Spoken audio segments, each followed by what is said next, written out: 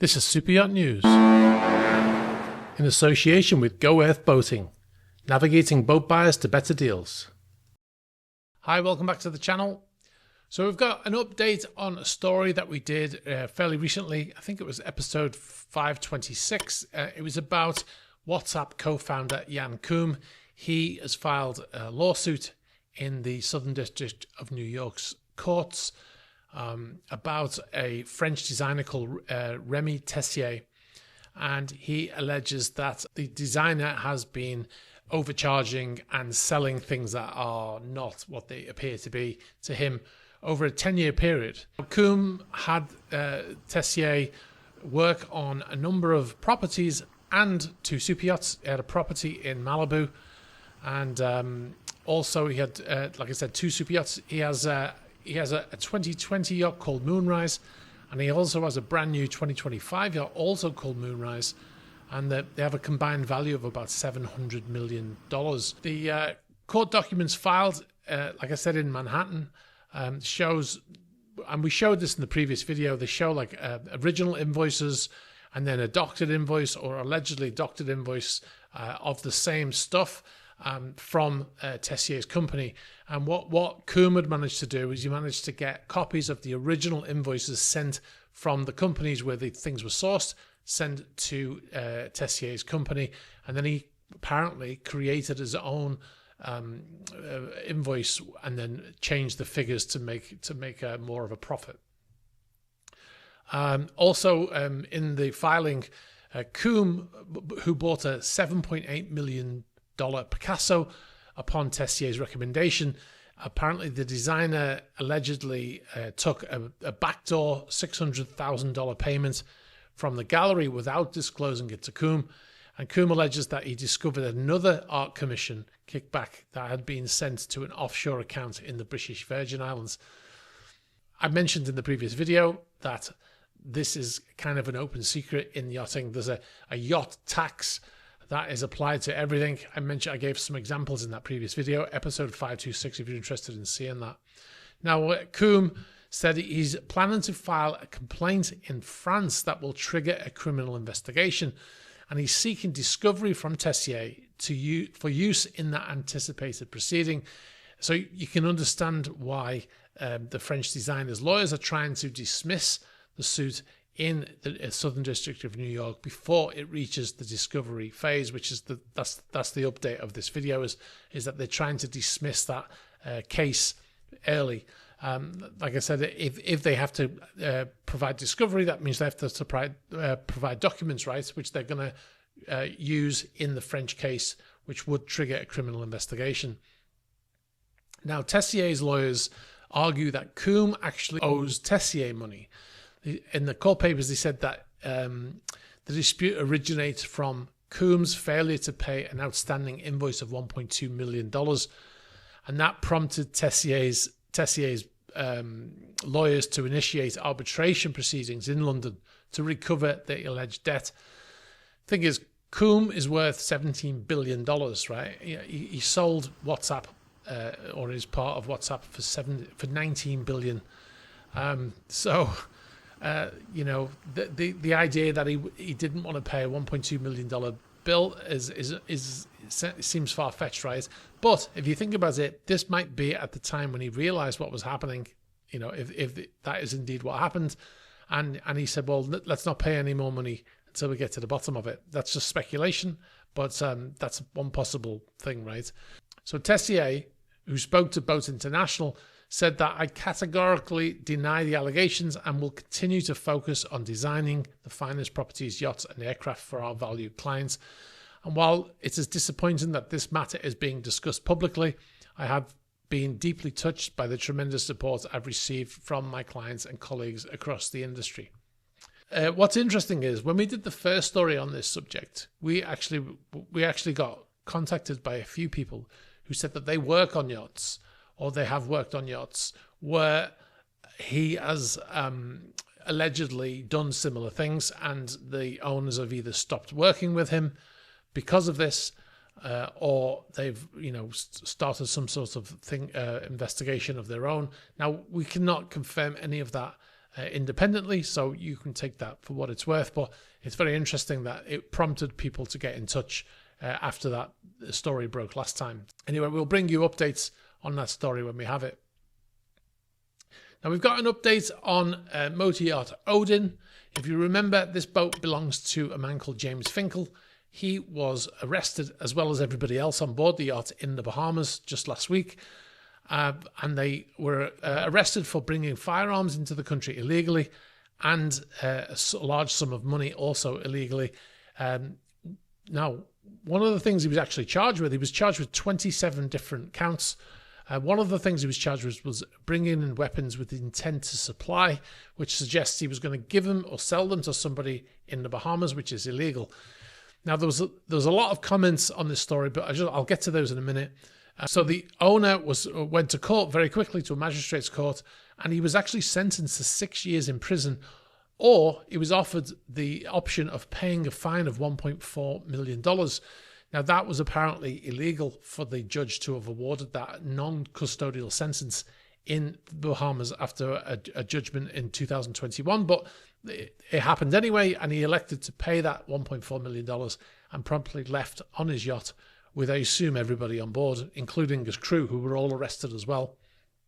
And when the vessel arrived back in Fort Lauderdale, the US police boarded that vessel. There was a ton of them. We showed the video footage at the time, and the vessel was escorted to a marina. I think it's called Marina Bay in South Fort Lauderdale, and the yacht is still there as far as we know. The AIS was turned off when the vessel arrived there, and it hasn't broadcast since, so we assume it's still there. And we don't know why the US authorities boarded the vessel, but one of the things that people need to understand is if those weapons could have been legal in the US, but illegal in the Bahamas, right?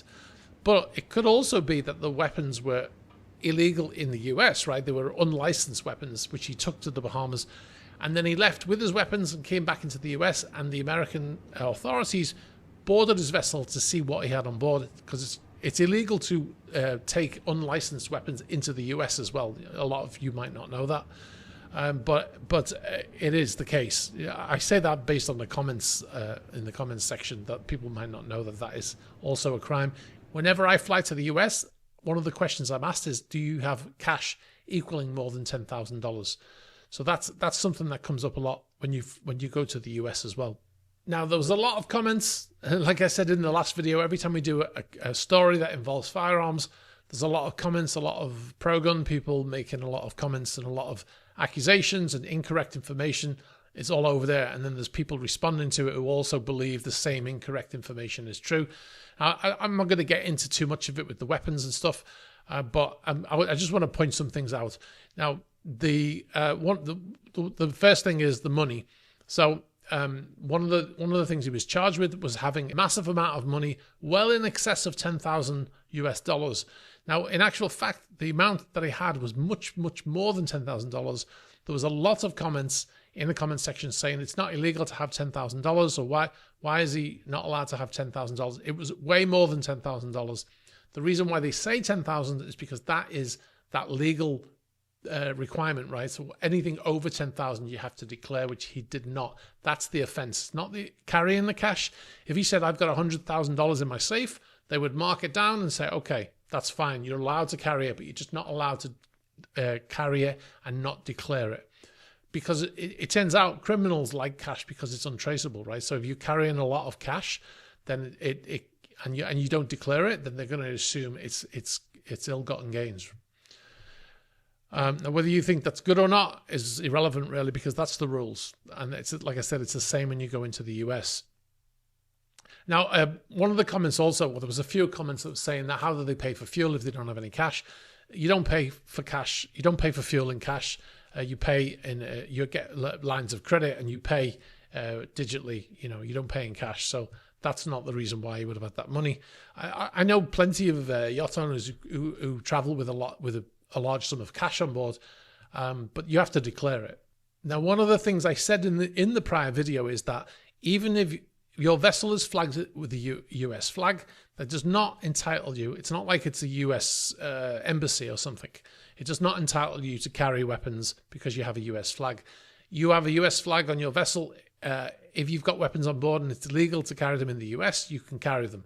If you're in international waters, same applies. If you go into somebody else's territories, another country's territory, then you have to abide by their laws. So you can't assume that just because you have a US flag that you can do whatever you want or based on US laws. It doesn't work that way. It's a bit like if my yacht arrived in the US and I've got the United Kingdom of East Sisman flag flying on my yacht, right? And in my country, you're allowed to gag crying children and beat ginger-haired people. I'm sure you in the US and Fort Lauderdale, for instance, you don't want me doing those things. Maybe the gagging the crying children you might be okay with, but beating gingers just because they're ginger, which is legal in my kingdom, it might be illegal in the US, right? So you don't want it happening in the US, and that's exactly the same scenario here. You have to abide by the other country's laws. Now, another thing that came up, these are all things that came up repeatedly. That's why we're addressing them. You're allowed to have weapons on board as long as you don't take them ashore. This is just simply not true. There were some people talking in the comments like they were lawyers, but they were actually I think they were just saying what they think should be the case. You cannot travel into another country and I mentioned in that video, when a yacht arrives in a port, it doesn't just sail in and dock. You have to do an arrival clearance before you get in there.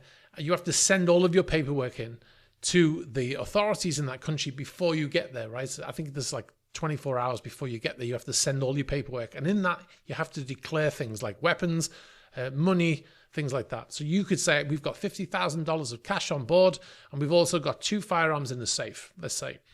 And then based on how that country deals with weapons, they will deal with it, right? That's how it works. You cannot just sail in with the weapons in the safe, undeclared, or in an arms locker or whatever, because you're not taking them ashore, therefore it's okay. It does not work that way. In previous videos, I've said that yachts generally do not carry weapons, and there's many reasons for it. But there's lots of comments, people saying, how are you supposed to protect yourself and all that kind of stuff. Well, there are not pirates everywhere. It's not like Jack Sparrow and there's pirate ships around every corner. I've worked at sea in 3 different decades. And I've even been to the Red Sea and the Gulf of Aden and all those places where the pirates are actually operating. I've never seen pirates. It's not the Wild West out there like people seem to suggest, the people who want to have a reason to carry these weapons. Now, it's not illegal to carry weapons into all countries. I didn't say it was illegal to carry them all in all countries. It's illegal to carry any weapon into any country and not declare them. That is illegal. The offence is not declaring, not necessarily the weapon.